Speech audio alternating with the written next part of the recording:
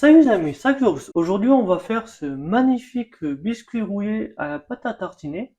Donc c'est une recette assez rapide. Donc déjà pour commencer vous allez préchauffer votre four à 180 degrés. Donc pour ce faire vous allez commencer par mettre dans un saladier 4 œufs, 150 g de sucre en poudre, un sachet de sucre vanillé et une pincée de sel.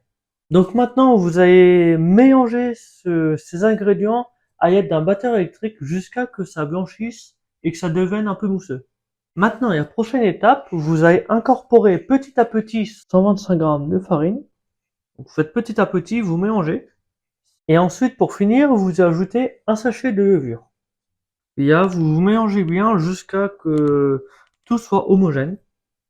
Donc une fois que la pâte est bien mélangée, nous allons à présent la verser soit dans un moule en silicone, soit sur une plaque recouverte de papier sulfurisé. Donc dans mon cas, ce sera un moule que j'ai beurré. Un moule préalablement beurré, je précise. Donc prochaine étape, nous allons le mettre au four pour 15 minutes environ. Donc ensuite, vous allez démouiller le gâteau sur un torchon humide. Bon, je suis désolé, il n'est pas forcément très beau, mais c'est parce que malgré que j'ai beurré le moule, il était quand même un peu collé, donc je suis désolé. J'ai pas encore vraiment la technique. En tout cas, voilà à peu près ce que le gâteau devrait vous rendre. Donc, la prochaine étape, vous allez étaler une fine couche de pâte à tartiner.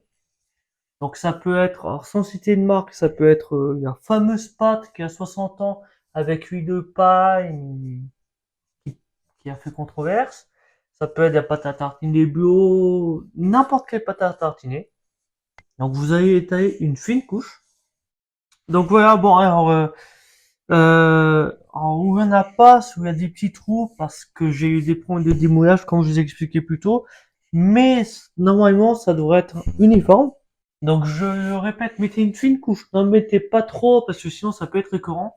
Après c'est selon votre goût, mais je pense que quand on a trop, ça peut être écœurant. Donc maintenant, il y a la dernière étape, qui n'est pas très simple. Nous allons l'enrouiller.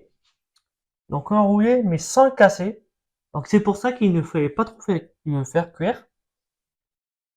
Parce que si vous le faites trop cuire, bah, il se casse. Genre là, par exemple, il commence à se casser.